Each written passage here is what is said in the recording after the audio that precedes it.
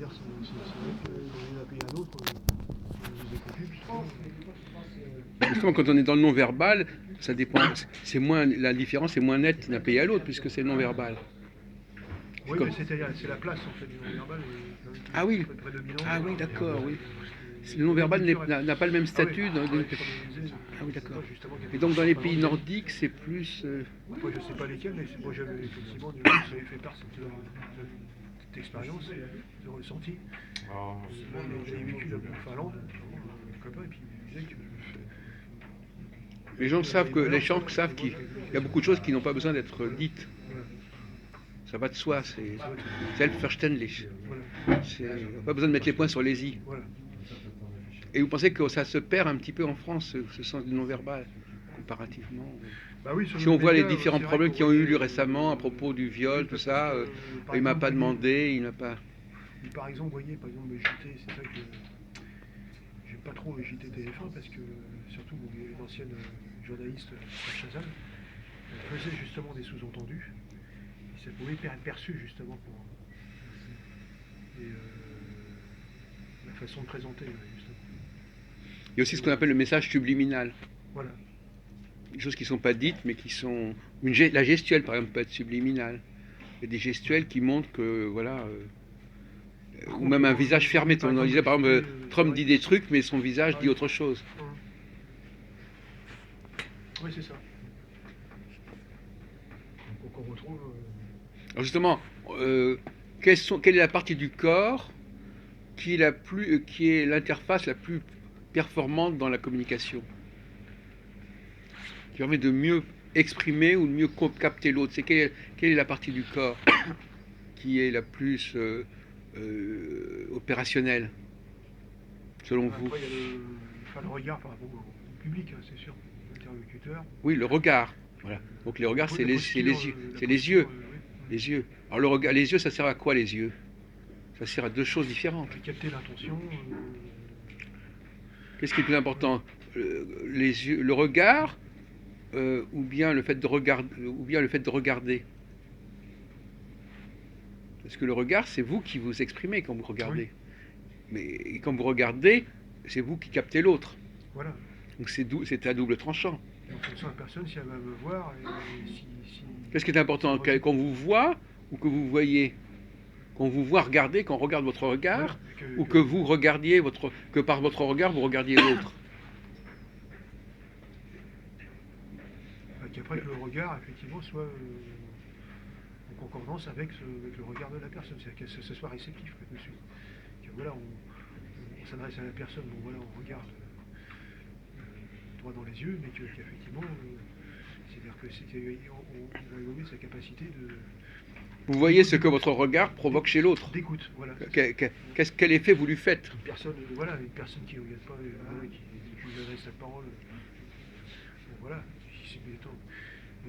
elle ne soutient, comme on dit, elle ne vous regarde pas dans les yeux, elle ne soutient pas votre regard, elle ne rentre pas dans votre regard. Voilà. Elle se fout de ma gueule, quoi, en fait. Elle se fout de ce que j'ai. Oui. Donc elle se fout de ma gueule, quoi. Oui, voilà, un ressenti, un ressenti personnel. Ça, je passe la parole. Et donc ça, vous l'avez observé dans vos relations avec les femmes Pas spécialement, je ne vais pas faire un focus, mais c'est par rapport à la médiation, quand ça reste la parole, extrêmement, comme par exemple quelqu'un qui, comme on disait tout à l'heure, je parlais par exemple de vous, voilà, je me adresse à Valentin, et je dis il en parlant de vous, comme ça. Très impoli, vous voyez. J'étais là ou pas? Vous êtes là, vous êtes à côté, je vais dire il en parlant de vous. Ah bon, c'est un exemple, c'est pas ça, c'est pas produit. Voilà. Donc ça veut dire que je regarde même pas, donc là on parlait ça plus caricatural. Oui.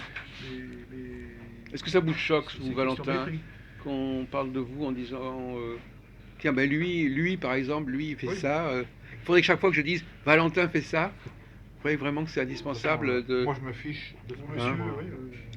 Est-ce que vraiment. Après, ça dépend, comme effectivement, si c'est informel ou voilà. Les personnes, bon, en société ou dans une communauté, bon, si c'est entre copains, voilà. Bon, ok, si c'est normalement, c'est vrai que la troisième personne du singulier, c'est pour parler de quelqu'un qui est pas présent. Voilà. Bon. Mais bon, à ce moment-là, il faudrait. Comment faudrait-il dire? Si je donne son prénom, ça le fait qu'il est toujours, ça le fait plus présent? Ou est-ce que tout simplement c'est le principe de parler à la place de quelqu'un d'autre qui fait problème? Oui, ça peut être interprété. Ou alors je dis, vous avez dit ça, donc. Une fois, justement, j'ai été un peu interloqué parce que avec une personne, on était au comptoir, et elle a posé la question à comment il machin, par moi, je lui ai dit, c'est qui il? Voilà, comme on dit, Ouais, ouais. comme on dit familièrement, Ouais. c'est quelqu'un, c'est un con qui n'a pas de nom, quoi. Mhm. Mais moi je trouve Oui. que moi je vais me faire l'avocat du Ouais. diable si vous voulez. Mhm. D'ailleurs Valentin est assez d'accord avec moi là-dessus. Euh, Au fond,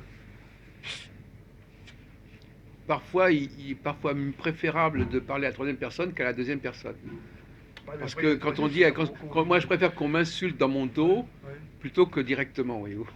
Et c'est ça, en Allemagne, par exemple, c'est vrai qu'ils n'ont pas cette nom comme en France, on dit voilà, monsieur, voilà, par exemple, ou madame, on dit voilà, comme madame, ou machin, on dit. Et il n'y a pas, on ne retrouve pas justement en Allemagne. D'ailleurs, ils n'appellent pas monsieur, je crois. Bon, il y a la formule mein Herr, mais c'est plus désuet en fait. Ils disent pas, ils disent tout de suite monsieur. Ils disent der Herr ou die Dame, je sais pas comment ils disent. Ouais, oui, ils disent. Non, parce qu'ils n'emploient pas le mot mein Ouais, comme nous en français. mais là, messieurs, etc. Mais par exemple, comme on s'adresse monsieur, voilà, Oui, ils disent pas mein Herr, c'est plus. Une fois, j'ai dit, ça fait mieux. C'est désuet. ils disent quoi alors? Bah, ils disent rien, justement, il y a Oui, une communication non verbale, on va dire. Et ils passent, et qu'on l'appelle, et oui. ils disent madame, voilà. À ce propos, d'ailleurs, Mathias, euh, dans le non-verbal, il y a aussi, par exemple, le fait de. Les gens disent il faut que vous disiez bonjour à quelqu'un. Mhm. Normalement, si je souris à quelqu'un, je n'ai pas besoin de lui dire bonjour. Par exemple, dans une administration, je vais voir quelqu'un, je lui dis bon, est-ce que vous pouvez me dire comme ça? Alors il dit non, non, dites d'abord bonjour. Oui. Donc ça, c'est aussi un refus de non-verbal. Si quelqu'un s'adresse à Je moi veux dire, avec un sourire, j'ai pas besoin qu'il emploie des mots pour s'exprimer. Je veux dire, oui. moi, Alors les gens qui disent ah non, il faut que vous disiez ces mots-là, dans mon faut vous. boulot, bon, il y avait quelqu'un tout de suite qui m'avait fait ouais, machin, qui me fait réflexion, c'est un contrôleur qui venait sur le site. Je lui dis, ah, monsieur, on dit bonsoir. Voilà. Parce que vous ne travaillez pas ici, vous êtes quelqu'un d'extérieur. Mm. Donc, déjà, d'une part, Mais ça, c'est le refus du non-verbal. voilà. Donc là, vous n'êtes pas dans le non-verbal. Moi, personnellement, moi, je suis plutôt dans le non-verbal. Ça va, bouge pas, je veux pas te déranger dans ta psychothérapie. Je suis plutôt dans le non-verbal, moi. Je considère que du moment que j'ai la bonne gestuelle, la bonne attitude, j'ai pas besoin de donner des signes verbaux de respect ou de je sais pas quoi. Donc vous êtes plutôt, il faut quand même parler, avoir des formules de politesse. De même que par exemple, mais ça c'est comme vous dites vous-même, ça dépend des cultures. Oui, voilà, ouais. Par exemple à Paris, moins on parle, mieux ça vaut. C'est sûr. C'est-à-dire que, je veux dire que dans les transports, on va tout le temps dire pardon, s'il vous plaît. On est pour la sobriété. Et la sobriété, ça veut dire qu'il y a du non-verbal. Oui.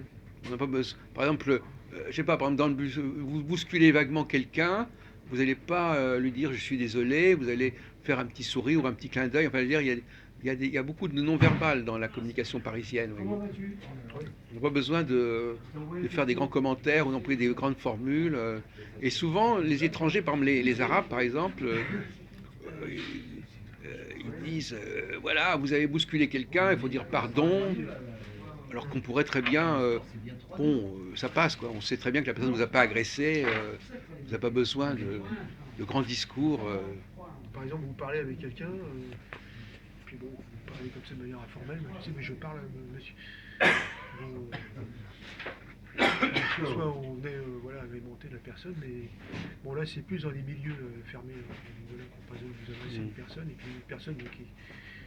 Mais vous parlez toujours c'est toujours le problème du regard. Si vous voyez si vous regardez la personne et vous voyez